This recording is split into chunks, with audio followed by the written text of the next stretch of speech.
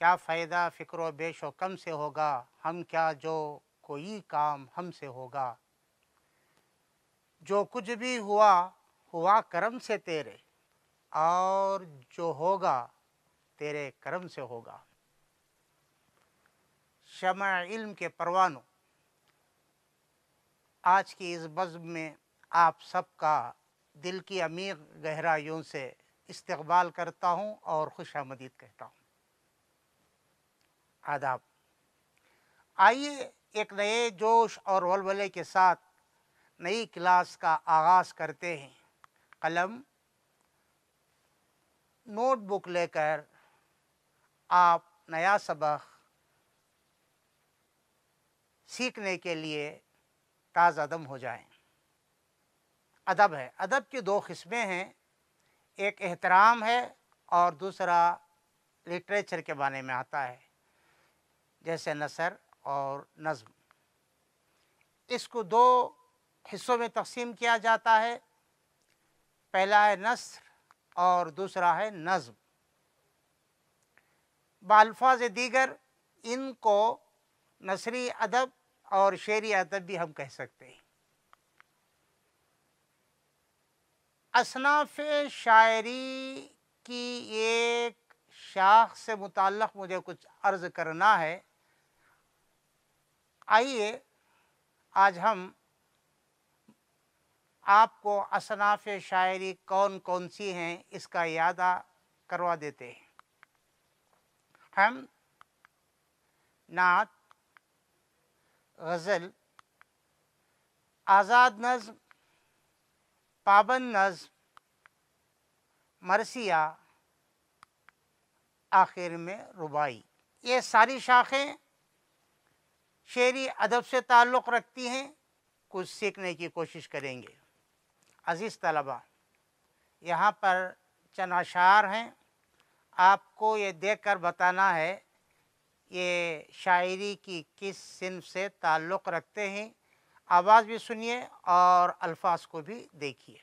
सदाए कुन से अबद तक शबाब तेरा है, हया भी तू है और पिन्हा हिजाब तेरा है। किसी भी दर से उजालों की भीख क्या मांगे, अंधेरी शब भी तेरे आफताब तेरा है। सनम तेरे खुदा नाशनाज़ भी तेरे, नमाज इश्क का हर एक निसाब तेरा है। रज़ा तेरी है, ग़ुरूर रहीम भी तू है, ग़ज़ब क़हर भी तेरा, सवाब तेरा है। अभी जो अशार आपने देखे, आपको बताना ये है कि वो शायरी की कौन सी सिन्फ़ है। इसका जवाब सोचिए और मुझे बताइए। अगर यही आपके दिमाग में आया है तो मैं आपको तालियां पीटता हूँ। मैं आगे बढ़ता हूँ और कुछ अशार में पेश करता हूँ, उसको देखिए और आवाज़ भी सुनकर बताइए ये किस सिन्फ़ शायरी से ताल्लुक़ रखती है। खुदा ने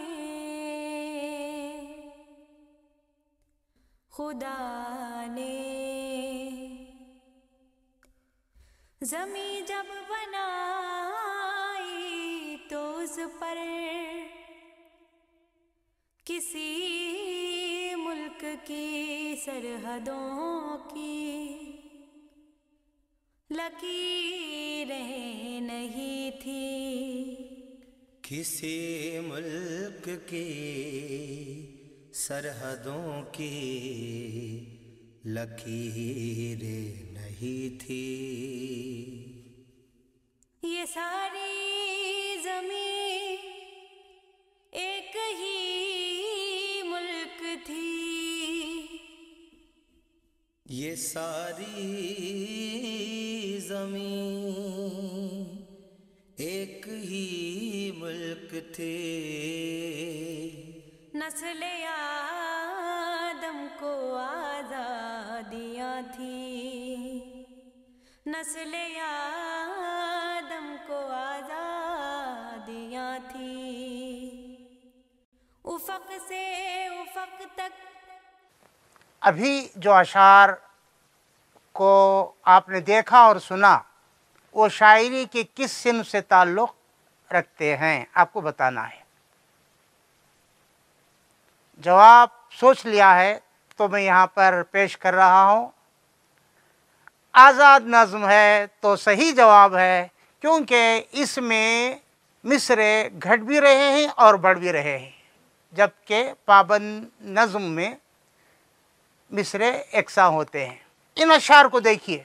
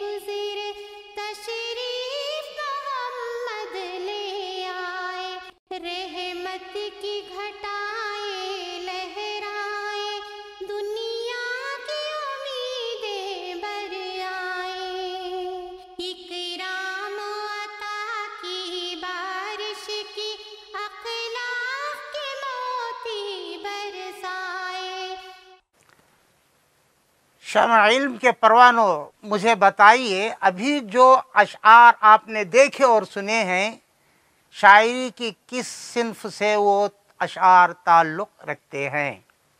जल्दी से जवाब सोचिए, मेरे पास बहुत कम है। यही जवाब आपके जहन में आया है तो शाबाशी है, दुरुस्त जवाब है। इन अशआर को देखिए और बताइए कि ये सिन्फ शायरी यार अब तो देखा अज़मत और रिफ़त अपनी, यार अब तो देखा अज़मत और रिफ़त अपनी, यार अब तो देखा अज़मत और रिफ़त अपनी, आसे से न कर दूर इनायत अपनी, एक उम्र गुनाहों में बसर की, लेकिन एक उम्र गुनाहों में बसर की, लेकिन रख दे मेरे आमाल में बरकत अपनी, रख दे मेरे आमाल में बरकत अपनी। अभी जो अशार आपने देखे और सुने, ये अशार शायरी की किस सिन्फ से ताल्लुक़ रखते हैं? जवाब अगर आपके जहन में यही आया है तो ठीक है, ऊपर भी आपको इशारा मिल गया था। मैं सबक को आगे बढ़ाता हूँ। Today's learning points.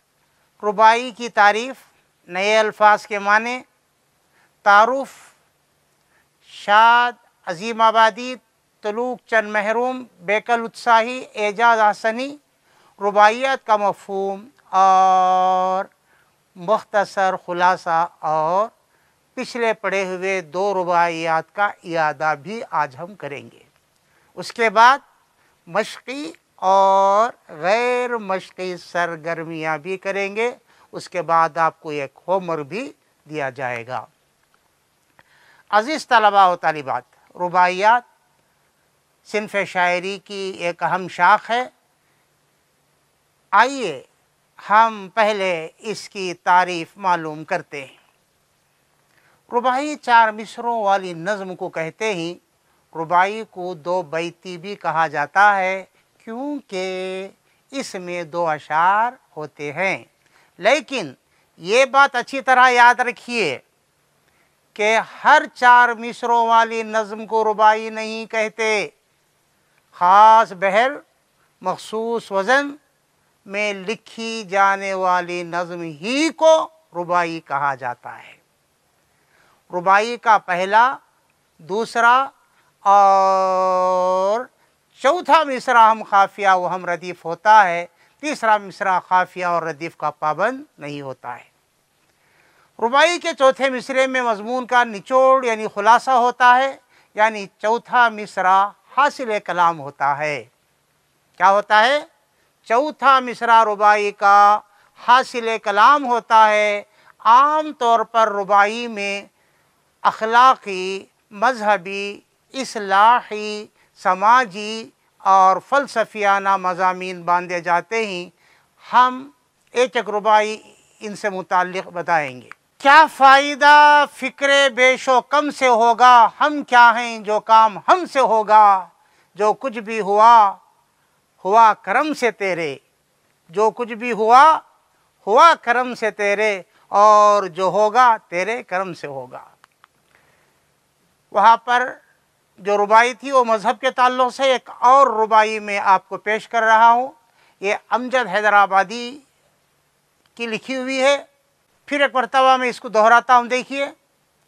हर चीज़ मुसब्बिब सबब से मांगो, मिन्नत से खुशामद से अदब से मांगो, क्यों गैर के आगे हाथ फैलाते हो, बंदे हो अगर रब के तो रब से मांगो। यहाँ पर देखिए ज़िंदगी के एक फ़लसफ़े को पेश किया है जोश मनी आबादी ने। ऊंचे तेरी ज़िंदगी पे दिल हलता है, बस एक तबस्सुम के लिए खिलता है। ऊंचे ने कहा इस चमन में बाबा, एक तबस्सुम भी किसे मिलता है। यहाँ पर आपने देखा बहुत सारे गुंचे हैं। गुंचा के माने कली है। ये शायर गुंचे से बात करते हुए कहता है, ऐ कली ऐ गुंचा, तुझे जब देखता हूँ तो मेरा दिल लरस जाता है, काम जाता है, क्योंकि बस एक तबस्सुम के लिए खिलता है, थोड़ी देर बाद तो बिखर जाता है। शायर की बातें सुनकर गुंचा कहता है, गुंचे ने कहा इस चमन में बाबा एक तबस्सुम भी किसे मिलता है। बास कलियाँ खिलने से पहले ही मुरझा जाती हैं या उसे तोड़ लिया जाता है। बहरकैफ ज़िंदगी का भी यही हाल है। मैं आगे बढ़ता हूँ। अखलाक से मुताल्लिक़ अमजद हैदराबादी की ये रुबाई देखिए।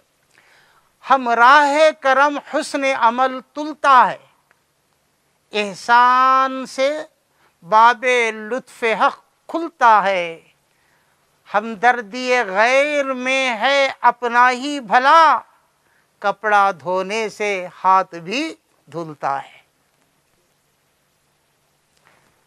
हमराह करम हुस्न अमल तुलता है, एहसान से बाबे लुत्फ़ हक़ खुलता है, हमदर्दी गैर में है अपना भी भला, हमदर्दी गैर में है अपना भी भला, कपड़ा धोने से हाथ भी धुलता है।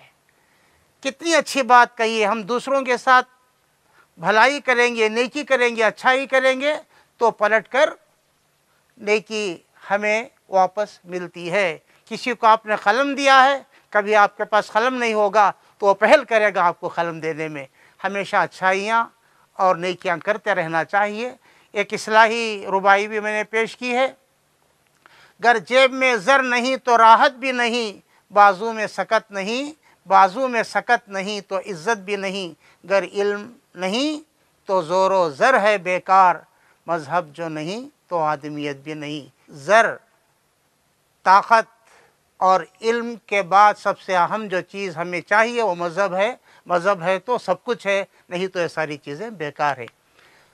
आइए हम असल मकसद की तरफ चलते हैं। शायर शाद अज़ीम आबादी का नाम सैयद अली मोहम्मद है, कलमी नाम शाद अज़ीम आबादी। 1842 को रियासत बिहार के पटना ज़िले में पैदा हुए। कम उम्र ही से शायरी का शौक़ था। उन्होंने नस्र व नज़्म दोनों पर तबाज़माई की। आपकी मसनवी चश्मा कौसर बहुत मशहूर है। 1927 को खालिक़ हकीकी से जा मिले, मतलब इंतकाल किया। ये हैं शाद अज़ीमाबादी। इनकी 2 किताबों का सरवरक़ आपके सामने पेश किया गया है। इनकी ये रुबाई को मैं पढ़ता हूँ। देखिए, है दौर कभी दिन का कभी यहाँ शब है, गर्दिश का ज़माने की यही मतलब है। हम तुम ना रहेंगे वरना दुनिया सारी, ताहश्र यूं ही रहेगी जैसी अब है। दौर के माने ज़माना, शब के माने रात, लैल भी रात ही को कहते हैं, जैसे लैलतुल क़द्र, क़द्र की रात। गर्दिश के माने चक्कर, इनकलाब, शोर, हंगामा। रुबाई 4 मिसरों वाली नज़्म। ये नए अल्फाज थे जो रुबाई में इस्तेमाल किए गए थे। अब रुबाई का खुलासा हम समझने की कोशिश करते हैं। इस रुबाई में शायर शाद अज़ीमाबादी ने दुनिया की बेसबाती को पेश किया है कि शब व रोज़ तो गुज़रते रहेंगे, लोग आते रहेंगे जाते रहेंगे, लेकिन ये दुनिया यूं ही बाकी रहेगी। इंसानी ज़िंदगी महदूद है, लेकिन दिन रात और दुनिया की गर्दिश हशर के बर्पा होने तक यूं ही बाकी रहेगी, जारी रहेगी। एक और रुबाई आपके निसाब में शामिल है और उस रुबाई के लिखने वाले शायर का नाम है तलूक चंद महरूम। महरूम इनका तखल्लुस है, हो सकता है खुशियाँ से महरूम रहे हों। तलूक चंद महरूम की पैदाइश 1897 को पंजाब में हुई। पहला शेरी मजमुआ कलाम महरूम के नाम से शाया हुआ। 7 साल तक शायर तलूक चंद महरूम कॉन्वेंट बोर्ड स्कूल रावलपिंडी में बतौर हेडमास्टर काम किया करते थे। तक़सीम हिंद के बाद वो हिंदुस्तान मुंतकिल हो गए, चले आए। 6 जनवरी 1966 को दिल्ली में इंतकाल किया। ये पाकिस्तान में रहते थे। जब हिंदुस्तान तक़सीम हो गया तो हिंदुस्तान आए, यहीं सुकूनत इख्तियार की। ये उनकी तस्वीर है और उनकी किताबों का सरवरक़ है जो आप यहाँ देख सकते हैं। उनकी रुबाई मैं पेश कर रहा हूँ। मज़हब की ज़ुबान पर है निकोई का प्याम, हुस्न अमल और राज गोई का प्याम। मज़हब के नाम पे लड़ाई कैसी, मज़हब के नाम पर लड़ाई कैसी, मज़हब देता है सुलह जोई का प्याम। बड़ी खूबसूरत रुबाई है। आप इसमें जो नए अल्फाज पाते हैं या देख रहे हैं उनको नोट कर लें। इनके मानी और मतालिब हम बता देते हैं। निकोई नेकी, हुस्न अमल अच्छा काम, रास गोई सच्चाई या हक गोई, सुलह जोई दोस्ती। इस रुबाई का खुलासा मैं पेश करना चाह रहा हूँ। हर मज़हब इंसान को नेकी, सुलह, सफाई और सच्चाई का पैगाम देता है। पैगाम के माने पैगाम। आज दुनिया में मज़हब के नाम पर लोग दस्त गिरेबा हैं। ये मजहबी तालीमात के ख़िलाफ़ है। सच तो ये है कि मज़हब की ख़राबी नहीं बल्कि मफाद परस्तों की बदनीयती है जो अपने मफादात हासिल करने के लिए लोगों को आपस में लड़वाते हैं। हम लोगों को इनसे बचकर रहना है और हिंदुस्तान की तरक्की और खुशहाली में हुकूमत का साथ देना है।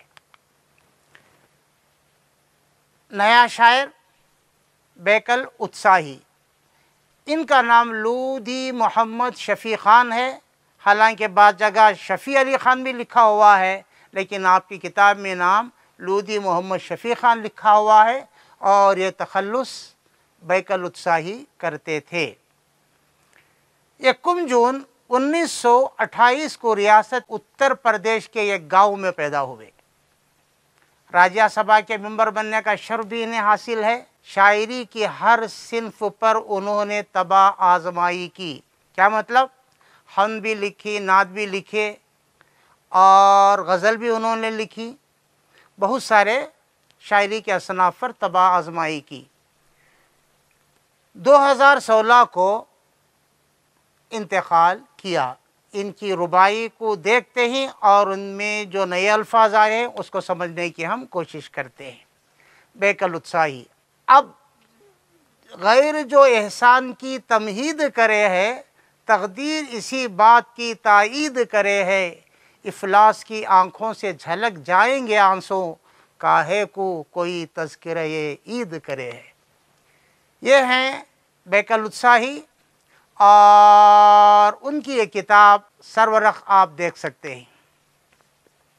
तकदीर आप जानते हैं उसके माने नसीब है, ताईद, तरफदारी, इफलास, गुर्बत या गरीबी, तज़किरा याद करना, गैर, अजनबी या दुश्मन। बेकल उत्साही कहता है कि बाज़ औक़ात इंसान को ना चाहते हुए भी, ना चाहने के बावजूद तकदीर का लिखा मजबूर करता है कि वो गैर का एहसान बर्दाश्त करे। ऐसा होता है ना, कभी हम चाहते नहीं है कि गैरों का एहसान लें, लेकिन हालात इस कदर मजबूर कर देते हैं कि उनका एहसान हमें लेना पड़ता है। जब इंसान मुफलिस और गरीब होकर इफलास का शिकार हो जाता है तो खुशी के इजहार पर फितरतन उसको अपनी महरूमी का एहसास सताता है और ख़ुद ब खुद मुफलिस की आँखों से बेबसी और मजबूरी की वजह से आंसू उमड़ पड़ते हैं। यादा के तौर पर मैं ये पेश कर रहा हूँ, इनको देखिए। शायर एजाज़ हसनी, एच मोहम्मद गौस इनका नाम है और एजाज़ हसनी तखल्लुस 1956 को रियासत कर्नाटक के हासन ज़िले में पैदा हुए। ज़रीफ़ाना शायरी की वजह से उन्हें शोहरत नसीब हुई। ज़रीफ़ाना के माने मज़ाक, हंसने हंसाने की बातें। ज़ायक़े एजाज़ हसनी का शेरी मजमुआ है जो प्रिंट हुआ, शाया हुआ। उनका कलाम देखिए, एक रुबाई पेश है। बाप बेटी का हमेशा ही से नाशाद रहा, बाप बेटी का हमेशा ही से नाशाद रहा, सहकर फरमाइशें दामाद की बर्बाद रहा। यूं तो हर शख्स की फितरत को बदल सकते हैं, लेकिन दामाद को उल्टा भी तो दामाद रहा। शायर जहेज़ की तरफ इशारा करते हुए कहता है कि दामाद की ख्वाहिशात की तकमील करते करते ससुर तबाह बर्बाद हो जाता है, लेकिन दामाद कभी मुतमईन नहीं होता। तंग आकर ससुर ये कह उठता है कि हम हर शख्स की ख्वाहिशात की तकमील कर सकते हैं, हर शख्स की ख्वाहिश पूरी कर सकते हैं, हर आदमी को मुतमईन कर सकते हैं, लेकिन दामाद को खुश करना और मुतमईन करना किसी ससुर के बस की बात नहीं। मशक़ी सवालात हैं जो इम्तिहानात में आ सकते हैं, अच्छी तरह जहन नशीन कर लें। रुबाई किस लफ्ज़ से बना है? रुबाई लफ्ज़ अरबी लफ्ज़ रुबा से बना है जिसके माने चार के हैं। दूसरा सवाल, रुबाइयात में कौन कौन से मौज़ूआत बयान किए जाते हैं? जवाब सोच लीजिए जी। रुबाई में आरिफाना, फ़लसफ़ियाना, समाजी, अखलाक़ी, इस्लाही और मजहबी मज़ामीन बांधे जाते हैं। एक और सवाल, ज़माने की गर्दिश का क्या मतलब है? ज़माने की गर्दिश से मुराद ज़माने के जुल्म व सितम हैं। मज़हब की ज़ुबान पर कौन सा पैगाम होता है? यानी हर मज़हब क्या सिखाता है? कोई भी मज़हब क्यों ना हो, एक ही बात सिखाता है, वो है सच्चाई और ईमानदारी। देखिए जवाब इस तरह लिखना है, मज़हब की ज़ुबान पर राज़गोई और हुस्न अमल का पैगाम होता है। इफलास की आंखों से कब आंसू छलक पड़ते हैं या छलकते हैं? जवाब है, इफलास की वजह से आंखों में आंसू उस वक्त छलकते हैं जब कोई ईद और खुशी का तज़किरा करता है।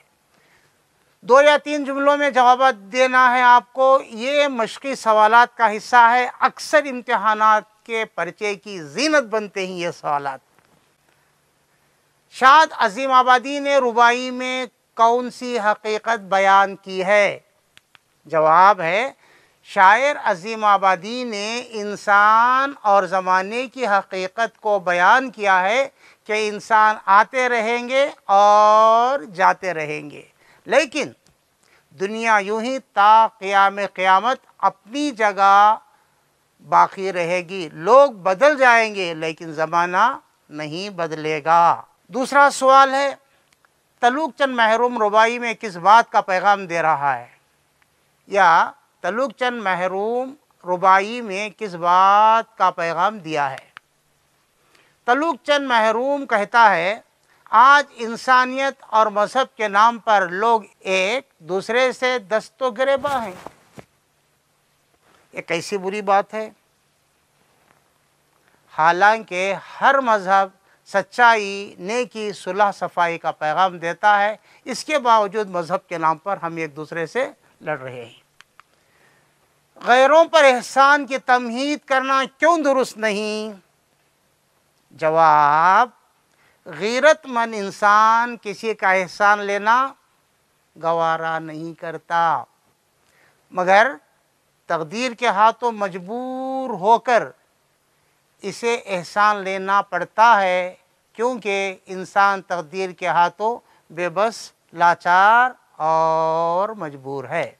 प्यारे बच्चों, ये सवाल बार बार इम्तिहानात में आता है। एजाज अहसनी ने समाज की किस बुराई की तरफ इशारा किया है? एजाज अहसनी ने जहेज़ की लानत की तरफ इशारा करके कहा है कि हर बाप अपनी बेटी के ताल्लुक़ से परेशान रहता है। दामाद के ख्वाहिशात पूरा करते करते तबाह व बर्बाद हो जाता है, लेकिन दामाद को खुश और मुतमईन करना किसी भी ससुर के बस की बात नहीं है। ये इसका जवाब था। मैं उम्मीद करता हूँ कि सारे जवाबात आप समझ गए होंगे। यहाँ देखिए, इम्तिहान के सवालात का यह हिस्सा है। पहले 2 लफ्ज़ों में जो मुनासिबत और जोड़ है, इसी तर्ज का जोड़ तीसरे लफ्ज़ के लिए लगाइए। ये जवाबात हैं: निकोई, नेकी, तायीद, हिमायत या तरफदारी। एजाज अहसनी 1926। तकदीर का ज़िद है तदबीर, शख्स की जमा है अशख़ास। हमारी क्लास यहीं पर ख़त्म होती है। पूरा पोर्शन ख़त्म हुआ और अब आपकी ज़िम्मेदारी है कि आप इसको अच्छी तरह से पढ़ें, समझें और इम्तिहान में अच्छे निशानात हासिल करने की कोशिश करें। रुबाई की तारीफ़ 5 मरतबा लिखना है। अच्छे रुबायत का इंतखाब कीजिए और अपने दोस्त अहबाब को सुनाइए याद करके। तीसरा काम, होमवर्क जो मैं दे रहा हूँ, रुबाई की तारीफ़ और सारे सवालात के जवाबात इम्तिहान के नुक्ते नज़र से बहुत ज़रूरी हैं। इन्हें अच्छी तरह याद रखिए। अपने उस्ताद और दोस्त किफ़ायत को रुख़सत की इजाज़त दीजिए। मेरा काम ख़त्म होता है और मैं आपको मुबारकबाद देता हूं कि आपने पूरे क्लासेस अटेंड किए और इसके बाद आप पूरी मेहनत करके अच्छे से अच्छे निशानात लाकर अपने वालिदैन, असातिज़ा और इस अज़ीम मुल्क हिंदुस्तान का नाम रोशन करेंगे। इसी उम्मीद के साथ मैं इजाज़त चाहता हूँ। खुदा हाफ़िज़, फ़ी अमानिल्लाह।